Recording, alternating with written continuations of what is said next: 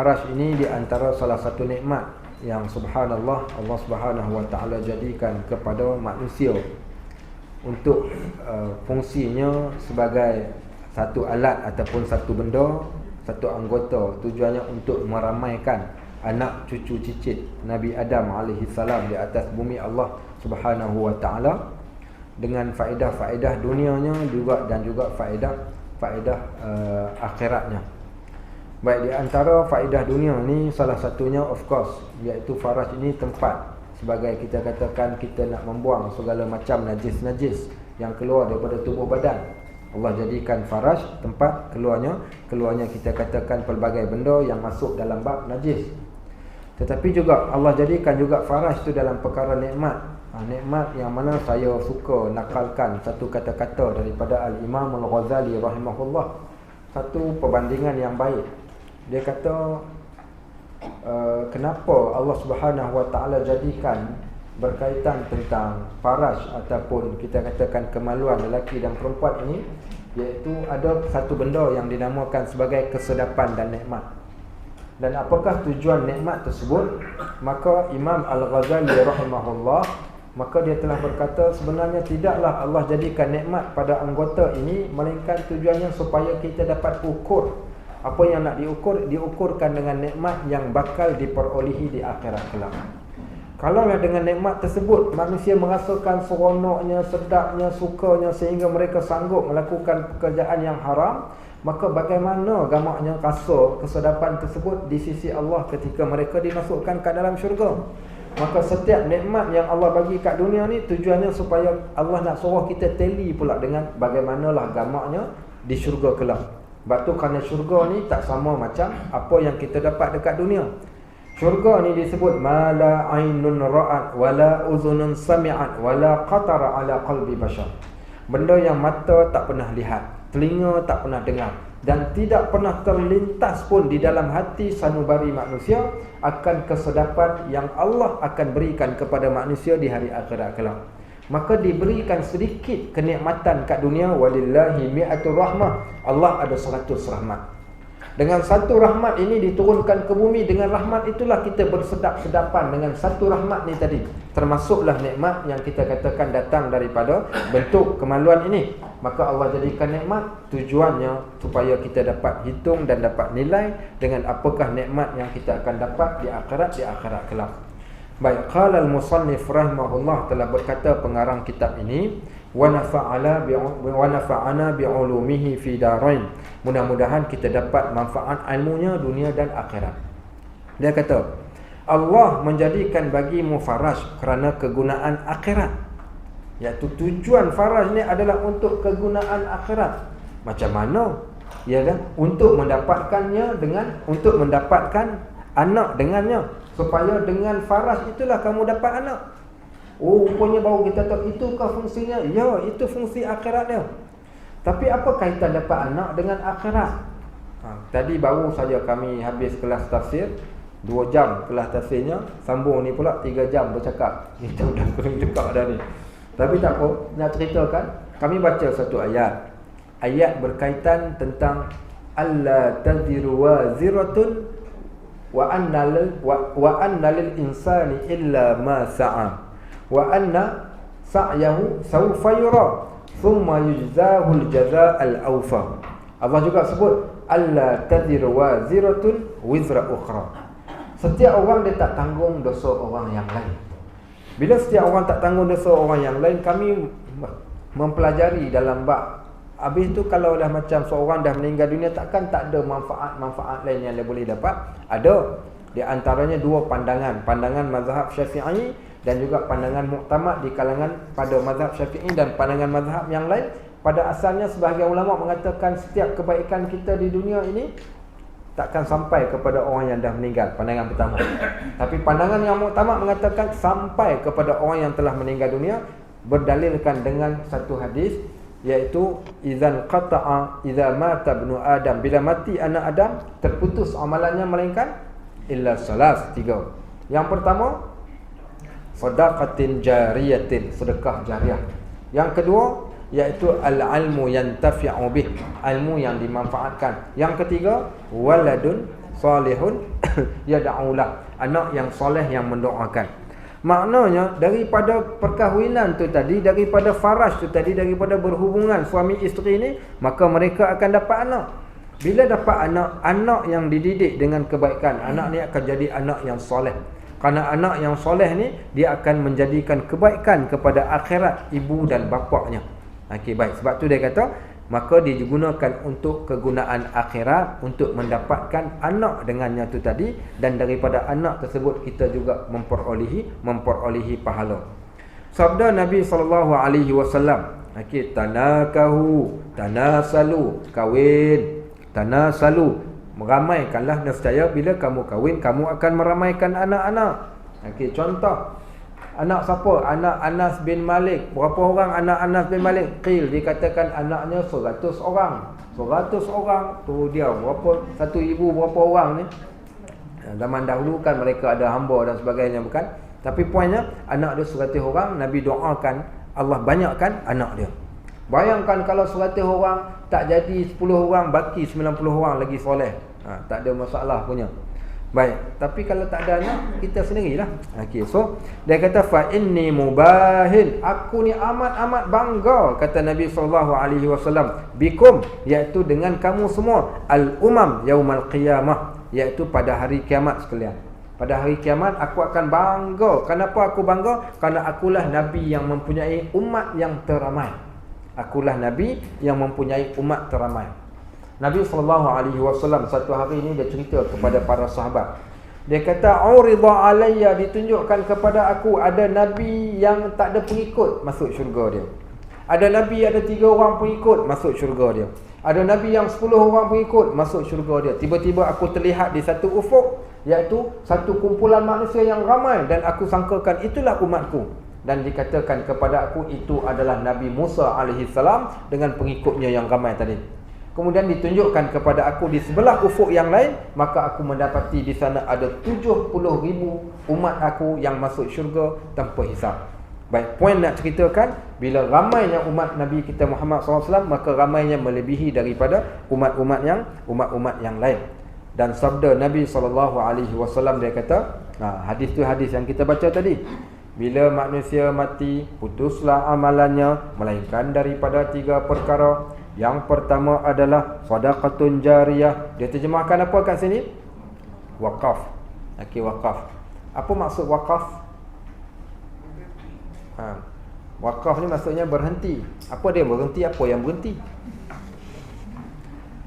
Baik. Asalnya satu barang harta ni kita dapat, dia masih bergerak, kita dapat untung dia. Bila kita waqaf, kita berhentikan manfaat dia untuk kita, kita nak berikan manfaat dia untuk orang yang lain. Itu makna waqaf. Baik, so sedekah jariah di sini diterjemahkan dengan waqaf. Kenapa waqaf? Sebenarnya bukan waqaf sahaja. Apa sahaja sedekah yang mana sedekah itu pahala dia tak habis. Ada sedekah pahala dia habis. Baik, sedekah apa pahala dia habis? Kita bagi satu contoh. Bagi kemudian habis. Makan. Ya. Tak habis. Kalau makan tu dia dapat tenaga. Tenaga dia dapat beribadat. Mungkin dah, tapi terhad lah kan. Dia punya masa dia.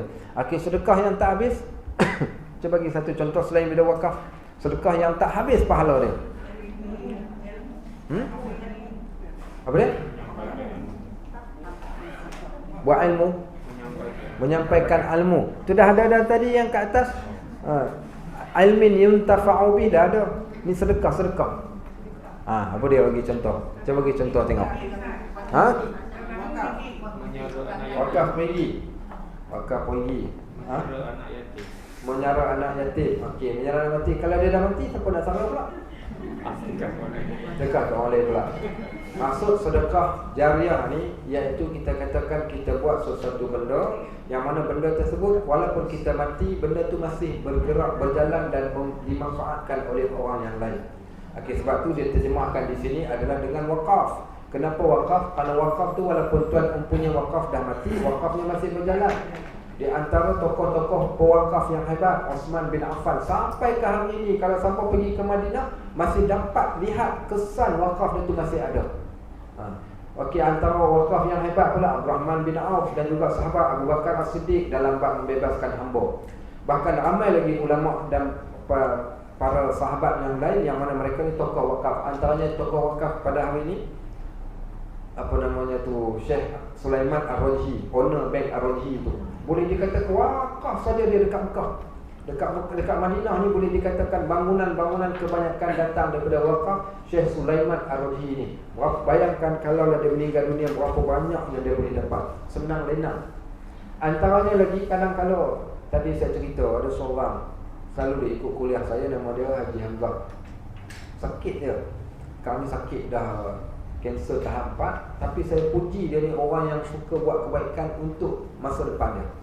Dia tengok dalam kelas ada orang tak ada kitab, besok dia pergi cari kitab tu dia bagi kat orang tu. Okey, baik. Dia tengok orang ni pula kalau dia pergi cari tak ada kitab, dia sanggup photostat kitab dia bagi dekat orang tu. Apa tujuannya? Untuk persediaan dia selepas mati. Dekat sebelum dia sakit ni apa dia buat? Dia photostat beberapa ayat-ayat ke zikir-zikir yang tertentu dia akan hadiahkan pada orang tertentu, dia minta orang tu amalkan.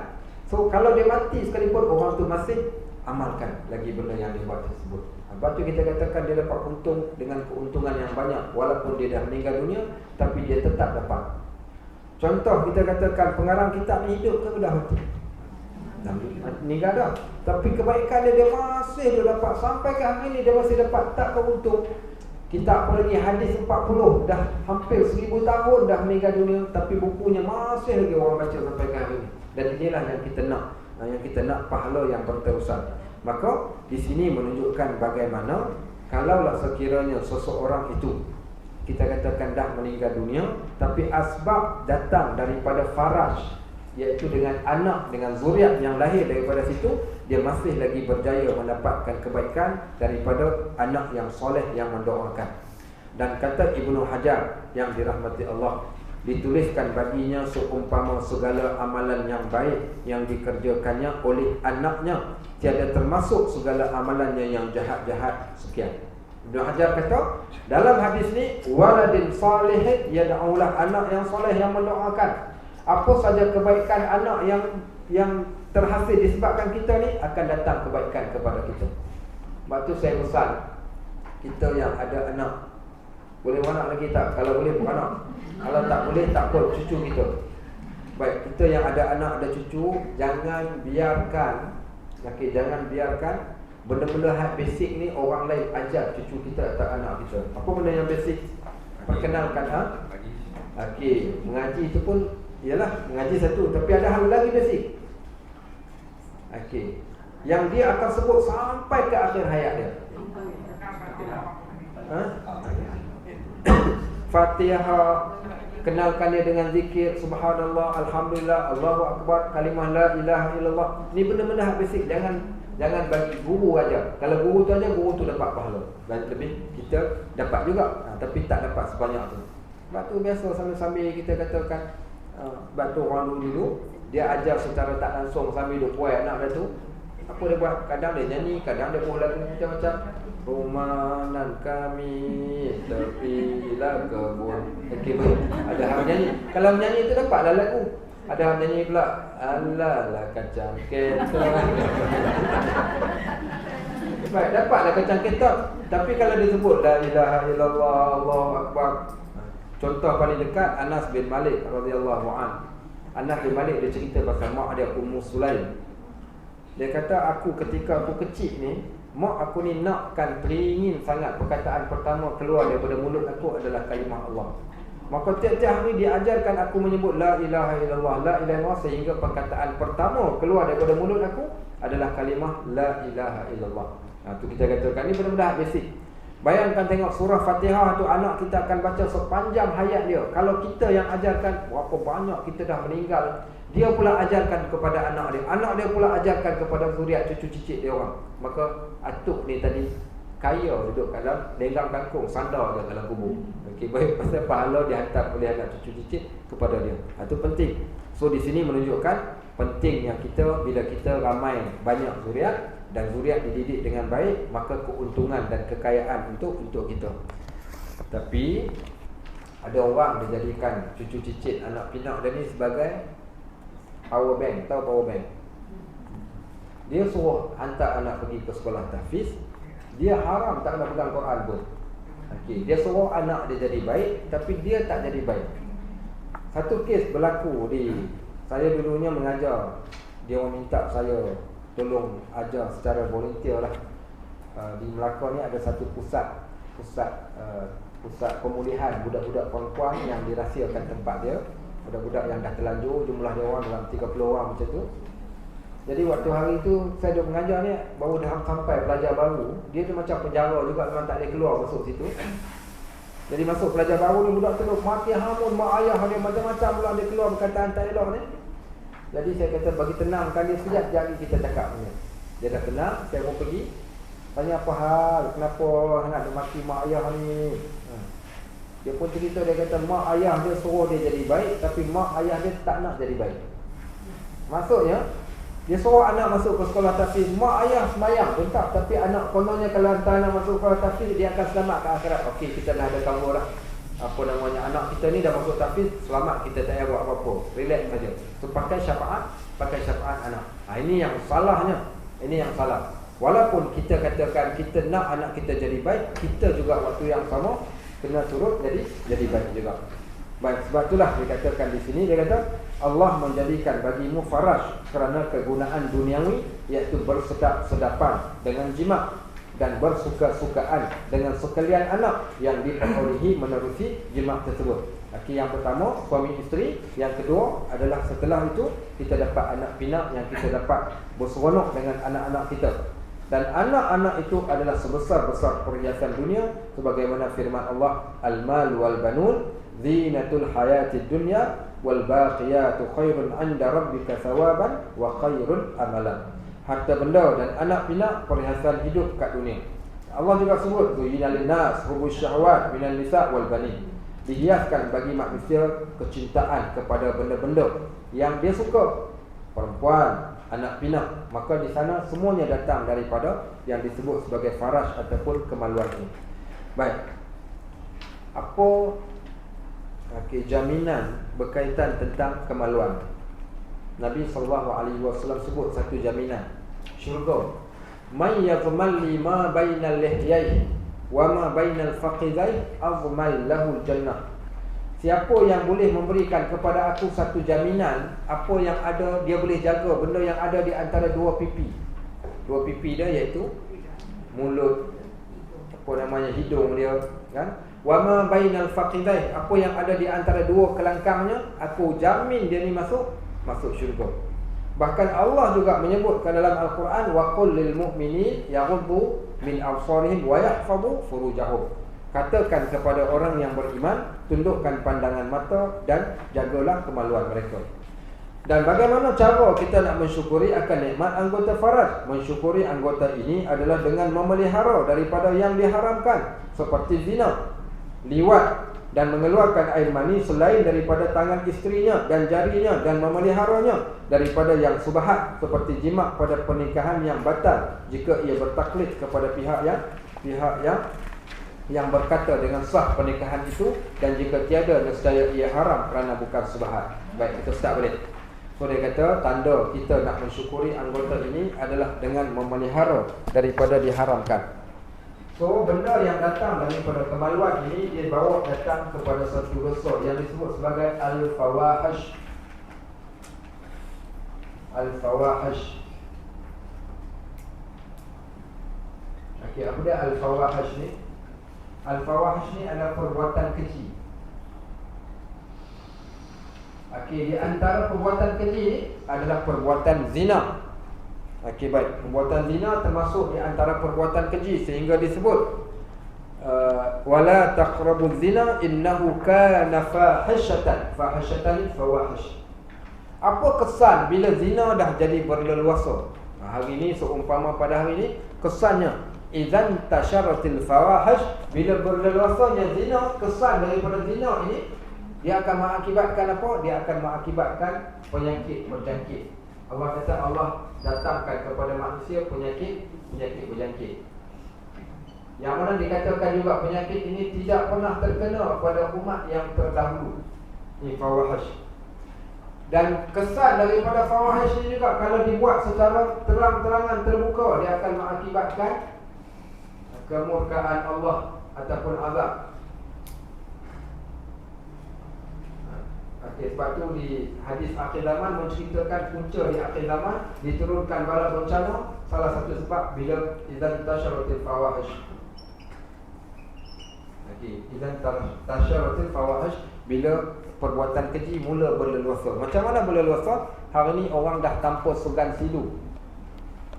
Saya selalu dijemput untuk pergi ke sekolah-sekolah, digabungkan dengan Dr. Maimunah, kalau siapa kenal, pakar ONG Hospital Besar Melaka tu, Dr. Mai. Dan kami banyak fokuskan kepada isu berkaitan tentang remaja yang macam-macam kes lah. Ada satu kes berlaku di Hospital Besar Melaka ni, cerita lebih kurang belasan tahun yang lalu. Seorang budak perempuan ni, dia turun darah. Jadi mak ayah dia ni bawa datang ke hospital. Jadi bila doktor cek, rupanya ni kes ni melibatkan kes ONG. Okey, maka dimasukkan dalam ward, dalam labor room. Rupanya apa berlaku? Ceritanya budak perempuan ni dah mengandung, tingkatan 3 baru dia dah mengandung. Mengandungnya bila dah pakwa dia tahu kata dia mengandung, pakwa dia masukkan tangan nak tarik janin tu dalam tu kerana takut. Jadi bayangkan tengok apa yang berlaku, turun darahnya. Last kali terpaksa dipotong rahimnya. Itu kes yang kita jumpa. Kes yang kedua di salah sebuah sekolah di sekitar kita ni, pelajar perempuan tingkatan 2. Kesnya dikatakan telah dirogol oleh beberapa orang lelaki. Polis buat siasatan, hasil daripada siasatan sebenarnya bukan dirogol, tetapi dialah yang menjemput lelaki-lelaki tersebut datang ke rumah. Dan dikatakan 10 orang lelaki. Baik. Tapi bila dicek pula bukan 10, 60 orang lelaki. Dan 60 itu datang daripada sekolah, budak-budak sekolah tempat yang dia belajar. Jadi kita orang pergi kat sekolah tu, jumpalah budak-budak tu. Bermula dengan kesnya, kes sikit saja, okey. Tengok adalah RM2, RM3 kalau tengok saja. Okey, pegang RM5. Okey, nak rasa RM10. Okey, ataupun top up RM30. Dan itu real yang berlaku di sekolah pada hari ini. Kita dengar, ya Allah, menakutkan. Amat menakutkan. Dan sebab tu kita kata tak pelik satu bala tipu kat kita ni. Punca asbabnya kerana banyaknya fawahish ni. Nah, ni datang daripada kemaluan. Yang kedua, ada lagi satu benda yang disebut sebagai liwat, LGBT lah saya terjemahkan. LGBT.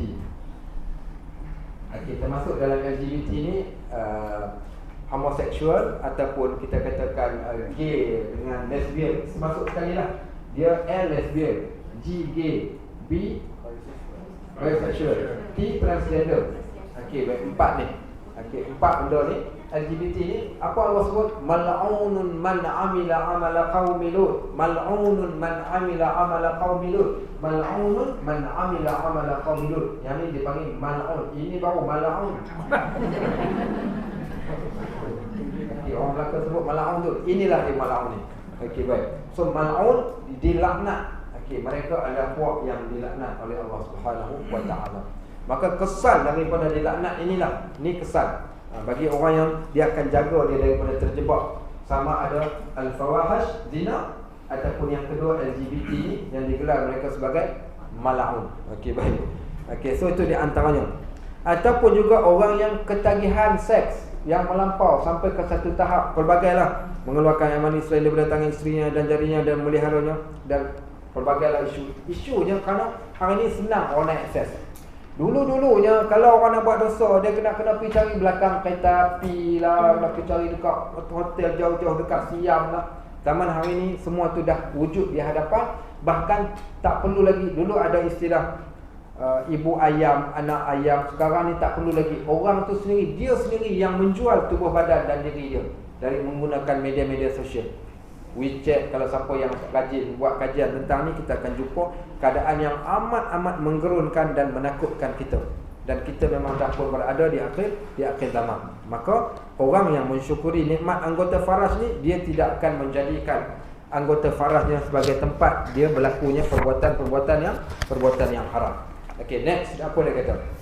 Maka dia kata termasuk juga pernikahan yang batal jika ia bertaklid kepada pihak yang berkata dengan sah, dan dia nescaya dia jadi haram kerana bukan subhat. Itu cerita bab tersalah nikah tu, tak apalah. Allah telah berfirman ketika memuji orang yang beriman. Siapa orang yang beriman, yang berjaya ni? iaitu qad aflahal mu'minun, telah berjayalah orang-orang yang beriman. Siapa? Walladzina hum li furujihim hafizun, orang yang menjaga kehormatan diri mereka, iaitu kemaluan dia.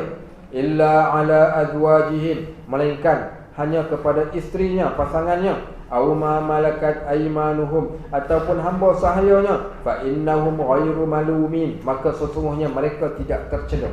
Siapa yang buat dia hanya cari yang halal, nescaya dia tidak akan tercela dan dia tak termasuk dalam bab ni, dan mereka itulah golongan yang beriman dan orang yang berjaya.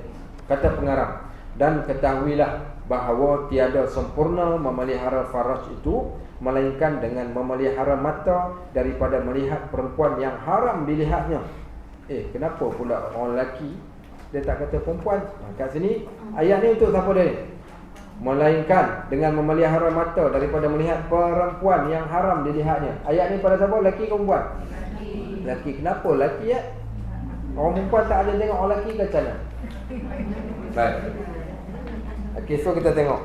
Saya dah pernah ceritakan dulu, ada setan. Kita ni ada setan ni. Okey, so setan ni ada dekat beberapa anggota tubuh badan. Hari tu kita dah sebut, waktu kita baca bab apa, hari tu tak ingat lah. Bab mata kot, kita dah cerita dah pasal setan-setan ni. Okey, setan pada manusia ni pada lelaki, setan lelaki, setan perempuan. Okey, baik. Setan lelaki, yang pertama sekali setan lelaki. Kita tanya orang perempuan, setan lelaki. Apa ada setan lelaki ni? Perempuan. Bukan, perempuan takkan perempuan tu setan. Okey, setan pada lelaki apa dia? Pada anggota badan lelaki ni ada setan dia.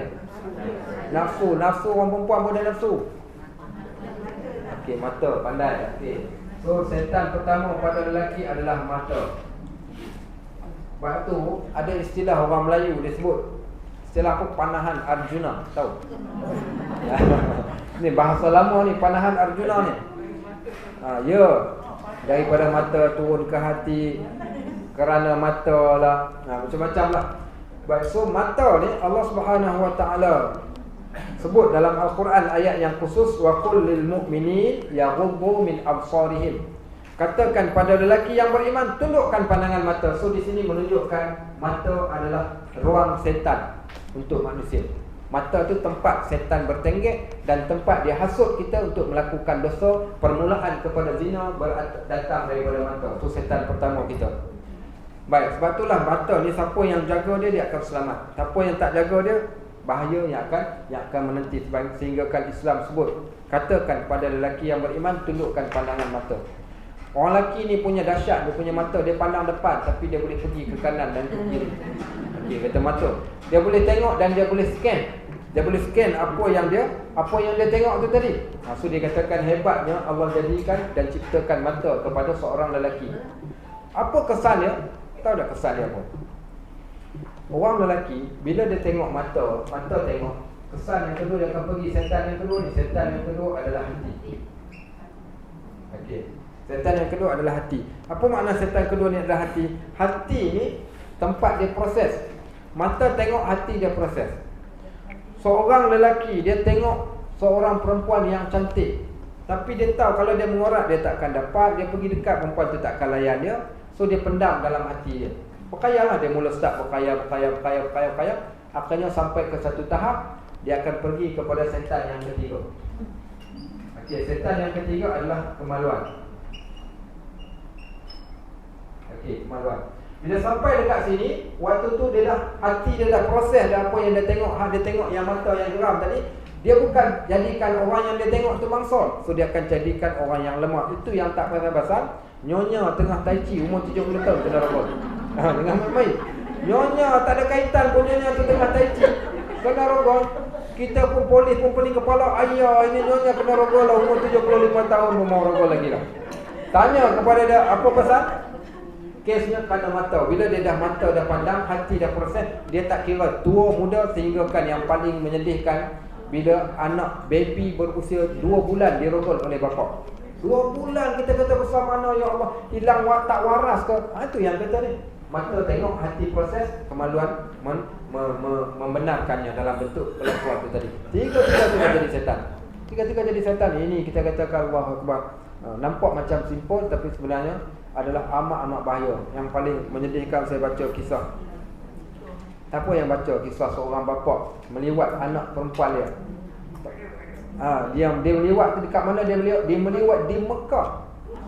Dia meliwat di Mekah dan berpuluh-puluh kali sampai ke tahap anak dia tu dah tak tahu nak buat apa sampai terpaksa ceritakan. Tak tahulah kalau saya baca yang dia punya analogi case tu menakutkan lah, kata ada orang yang macam tu. Kenapa jadi macam tu? Bermula daripada mata hati yang sentiasa memikirkan tu. Kata tiga-tiga ni adalah setan. Ada seorang sahabat kami dulu, subhanallah, Allah pelihara dia. Dia ni nama Ustaz Salahuddin, belajar sekali dengan kita orang, pelajar terbaik. Butang baju sampai ke atas, pen merah, pen biru kat dalam poket, bawa file, rambut belah tepi pakai pen. Okay. Tapi memang budak yang baik lah, budak yang baik semua.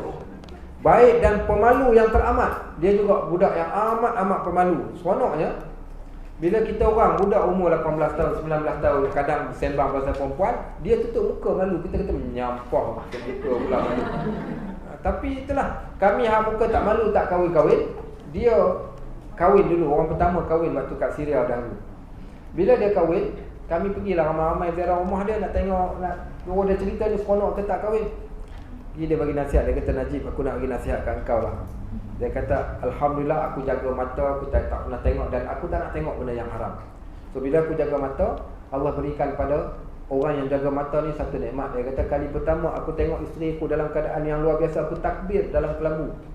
Faham tak? Maksudnya dia tak pernah tengok. Kali pertama tengok Allahu Akbar, Allahu Akbar, Allah takbir dalam kelambu. Tak cerita. Sebab aku tak pernah tengok. Itu yang kata orang yang memelihara, menjaga, jadi Allah jadikan nikmatnya nikmat yang lain. Tapi kalau selalu tengok apa yang ada kata, baik, itu dia kalau contoh. Next pula yang ketiga. Yang perempuan pula. Okey, setan pada perempuan yang pertama. Apa dia? Orang lelaki apa? Setan pada perempuan. Mulut sama naik je lelaki perempuan. Kadang orang lelaki lebih dahsyat pada perempuan. Okey, mata juga. Seorang perempuan pun mata. Sebab tu Allah sebut wa qul lil mu'minati yaghdhudna min absarihinna wa yahfazna furujahunna. Katakan pada perempuan yang beriman, tundukkan pandangan mata dan jagalah kemaluan. So sama sebagaimana lelaki, cuma lelaki dia lihat. Perempuan pula dirikan mata tu jadi setan dia. Dia tengok sikit-sikit saja. Okey, jeling-jeling, tu perempuan menjeling tu. Sebab tu panggil panahan Arjuna tu. Orang lelaki tengok perempuan tu pandang sekali. Hak sekali itulah panahan tu. Okey, pak dia tengok sekali, terus gugup lelaki tu tersedap. Okey, baik. Itu yang kata. Yang ni. Okey, so apa dia dalam bab ni? Panahan Arjuna. Okey, so mata juga Allah sebut bagi perempuan, katakan pada perempuan tundukkan pandangan mata. So bagi lelaki tadi, berapa kali boleh tengok? Sekali. Oh, Pak Haji kata sekali. So, sekali tengok lama sikit. Ali radhiyallahu an, Nabi tegur dia, Nabi kata, ya Ali lakal ula wa laysa lakal sani, bagi kau kali yang pertama, tidak bagi kali yang seterusnya. Nabi sebut lagi wala tattabi'an nazratan nazrah, jangan mengikuti satu tengok kepada tengok yang kedua. So tengok sekali, masa yang sekali tertengok, maka ditolehkan ke arah yang lain. Itulah maksud menundukkan pandangan mata. Baik, so yang pertama, perempuan dirikan mata. Okey, yang kedua. Okey. Yang kedua kita sebut dia sebagai, yang kedua adalah hati dia juga sama macam. Yang kedua kan. Okey, yang pertama mata. Yang kedua sama juga, iaitu kemaluan. Parah juga adalah setan dia. Yang ketiga adalah kelembutan. Okey, baik, mata, kemaluan. Yang ketiganya adalah kelembutan. Kenapa orang perempuan dia tak macam lelaki sangat, fikir macam orang lelaki? Okey, sebab tu dia terus kepada salah. Yang ketiga kelembutan, setan bagi perempuan. Mana perempuan kan memang dah lembut. Maksud lembut kat sini bukan sebarang lembut. Yang ni orang panggil gedik dan gatal. Ada faham? Okey, baik. Dalam kurungan kat sini. Kelembutan maksudnya gedik dan gatal. Gedik dan gatal inilah hak dia jadi setan. Okey, baik, contoh saya sebut dekat pelajar saya dulu kat MU. Kamu kalau jumpa saya dekat mana-mana tempat, nak bagi salam, saya tak salam. Bagilah salam, tapi cara bagi salam tu kena betul. Ini dia jumpa kita dekat medan, Ustaz. Dia kata Ustaz dia bawa balik kita. Itu yang tak boleh ya. Maka Ustaz, Waalaikumsalam warahmatullahi. Apa khabar Ustaz? Baik, sihat alhamdulillah. Okey, tak ada masalah. Tapi kalau saya lambai lagi pula. Itu yang kata gedik dan kata tu. Baik, dalam Al-Quran di sana ada satu ayat. Satu ayat selepas Allah sebutkan tentang syariat tutup aurat, baru Allah datangkan ayat bab zina, Allah datangkan bab mata, Allah datangkan bab kelembutan tadi. Allah kata, ya nisa'an nabi, wahai isteri-isteri Nabi, lastunna ka ahadin minan nisa, ini taqaituna, kamu tak sama sebagaimana perempuan-perempuan di luar sana sekiranya kalian bertakwa kepada Allah.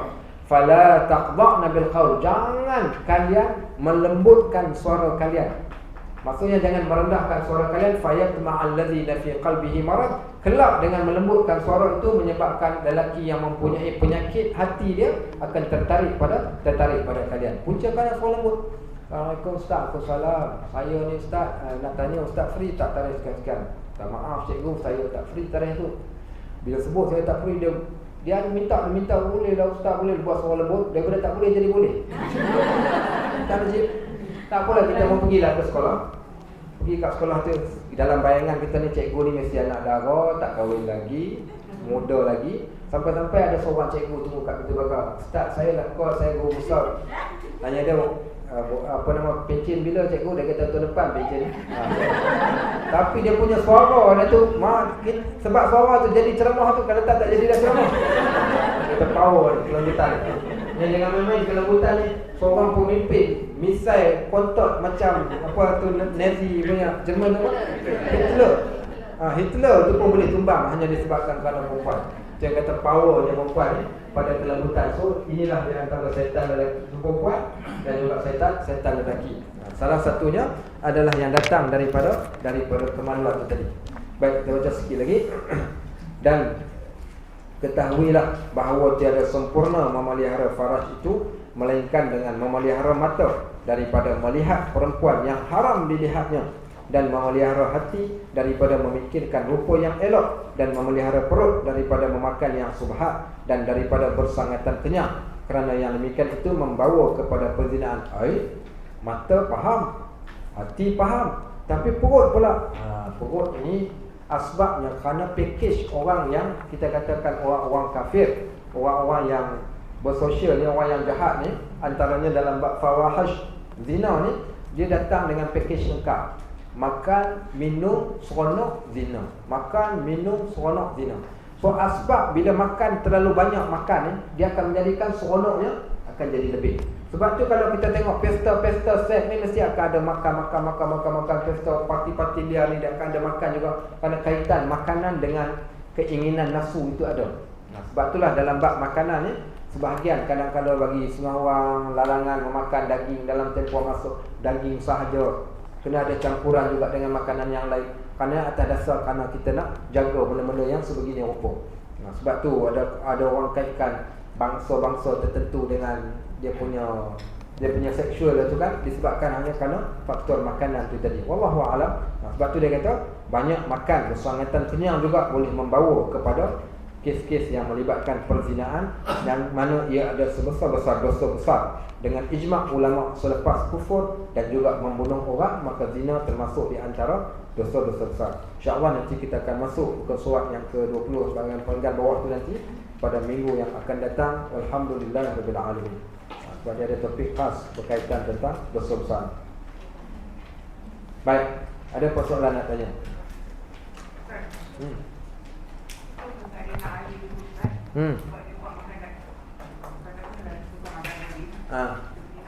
Wallahu a'lam. Kalau dia katakan dia semua orang Arab begitu, makanan tu makanan dia orang. Dan pada waktu yang sama, kadang wallahu a'lam, kadang kita pun tak pasti riwayat tadi itu betul ke tidak. Tapi hadis yang sahih, dia tak cerita apa yang dia makan, cuma dia sebut ana rajulul mazzaq. Dia tanya satu hari, dia kata, ya aku seorang lelaki yang banyak keluar air mazi. Dia kata aku malu nak tanya Nabi SAW kerana dia menantu. Nak tanya Nabi, dia jadi malu. Maka dia minta seorang sahabat yang lain yang tanya. Nabi kata bersihkannya dan solatkanlah. Itu dalam kitab fiqh kita akan lupalah hadis tersebut.